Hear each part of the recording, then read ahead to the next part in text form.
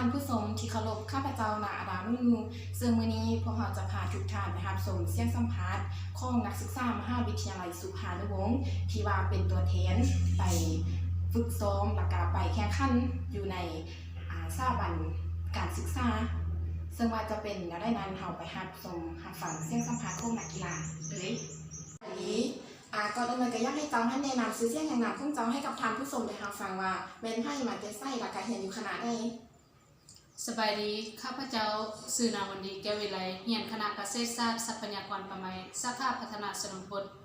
ซึ่งตัวข้าพเจ้าเป็นนักกีฬาทีมมหาลัยสุพรรณวงศ์ได้ไปแข่งขันที่สนามกีฬาเดินนาล่วงแข้งลงมาบางเดี๋ยวต่อไปก็อยากให้เจ้าให้แนะนำวิธีการฝึกซ้อมและก็การลงปฏิบัติตัวจริงนี้เป็นอะไรการฝึกซ้อมของนักกีฬามหาลัยสุพรรณวงศ์ฮันอาจารย์ก็ได้มีความเอาใจใส่เพราะว่าเวลาเราปฏิบัติฮันจะเฮ็ดให้แข้งขาของเราบ่มีบ่ปั้นบ่พลิกโดย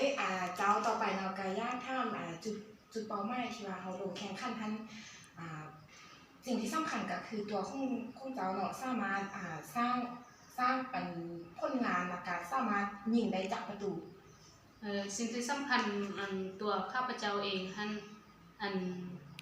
ก็บอกคือว่าเราจะว่าบ่เก่งหลายเนาะเราก็สามารถเล่นเทคนิคตามที่วิชาอาจารย์ฮั่นสอนแล้วก็เราก็ออกมาด้วย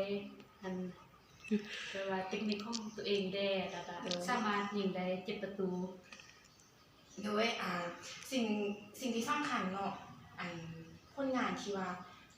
งานมาได้ท่านเป็นของขวัญรางวัลท่านมันมีไม่ยังเด้รางวัลท่านเขาว่าสามารถญาติได้ก็มี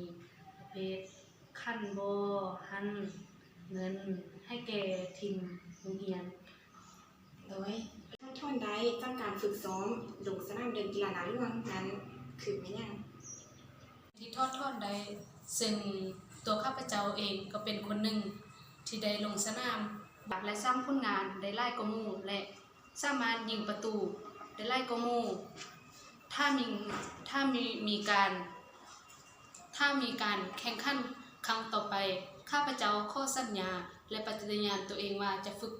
กฝนตัวเองให้เก่งขึ้นกว่าเก่าและซ้อมให้หนักแน่นกว่าเก่าและเลือกนักกีฬาให้มีประสิทธิภาพที่ดีเนาะที่ผ่านไปนั้นก็เป็นการสัมภาษณ์ของนักกีฬาของทีมมหาวิทยาลัยสุภานุวงศ์ซึ่งต่อไปพวกเขาจะต้องกล่าวคำขอบใจสำหรับการให้สัมภาษณ์